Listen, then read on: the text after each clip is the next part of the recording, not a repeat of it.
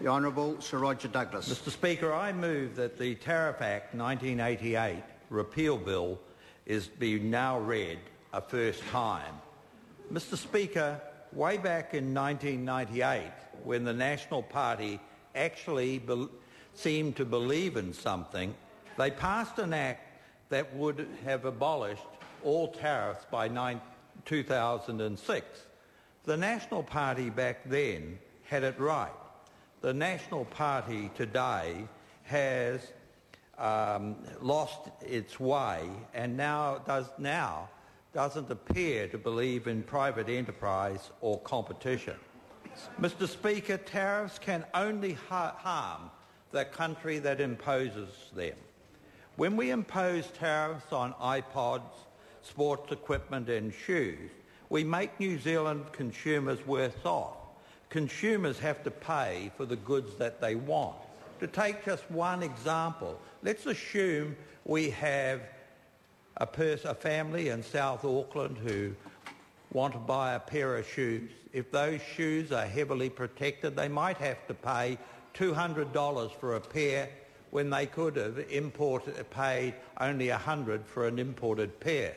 What happens when they pay the $200 instead of the $100?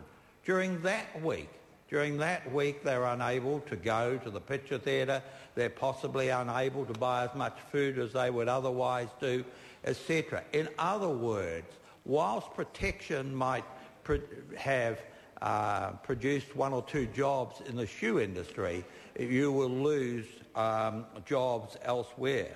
Let's take the recent idea that the Labor Party have desperately latched onto, that we should build trains here.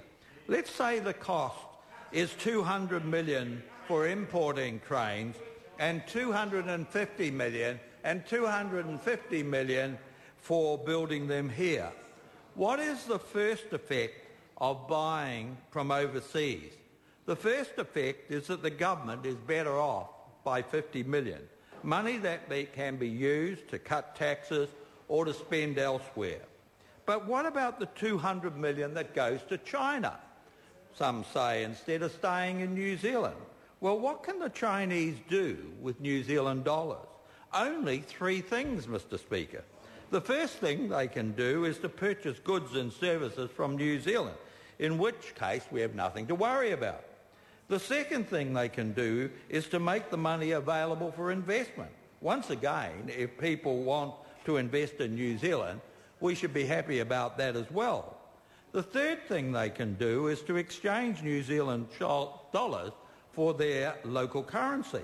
If they do this, then someone else has those New Zealand dollars that must flow back to New Zealand in the end. Labor misunderstands the economics of trade, and that's why they will not support this bill.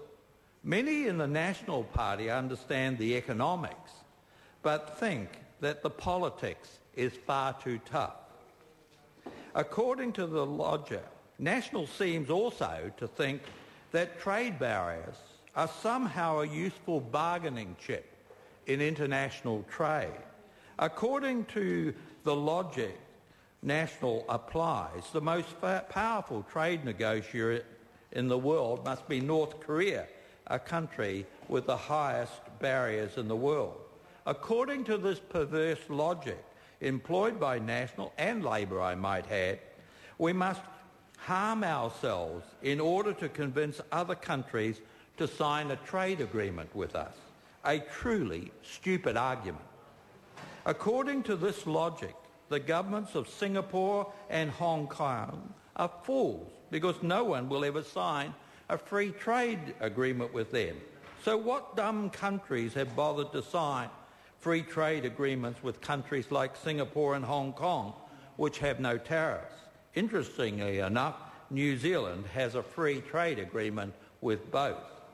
Mr Speaker, the fact is New Zealand can gain, and this is the essence of the argument, by selling goods that it can produce at a relatively low cost, agriculture, etc., and using the proceeds to buy things that it can only produce at high cost, like trains and shoes.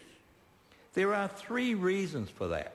One, with international trade, the people of each nation will be able to use more of those resources and produce and sell things they do well, a major plus.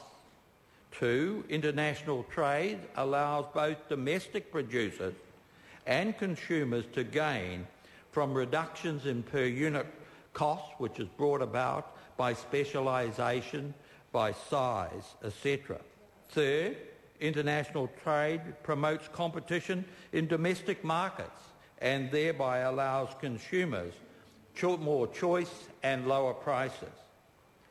Mr. Speaker, during the 1980s, the 8 less developed countries in the world who had the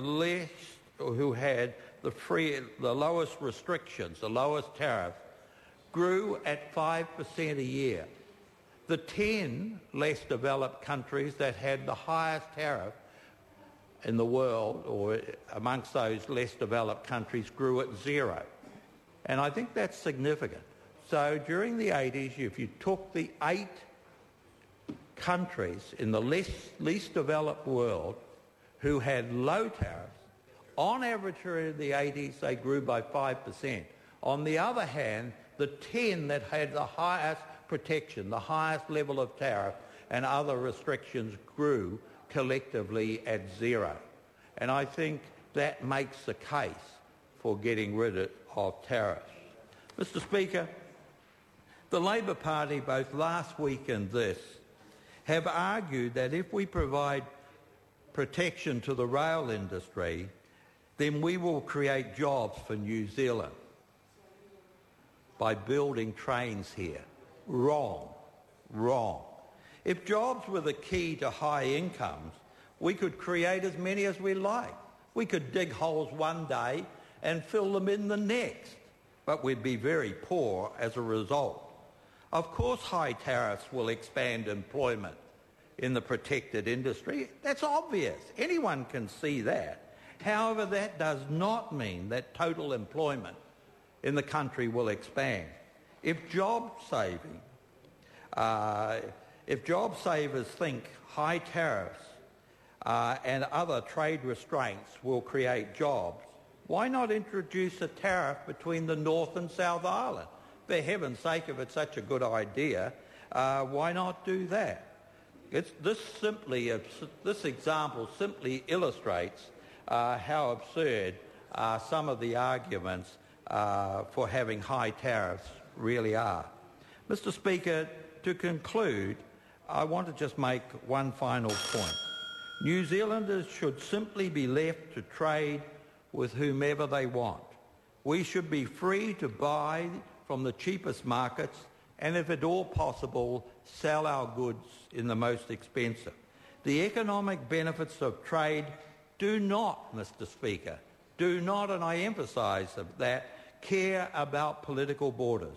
Just as trade between Wellington and Auckland makes both better off, as indeed any voluntary trade must do, so does international trade do the same. The question is that the motion be agreed.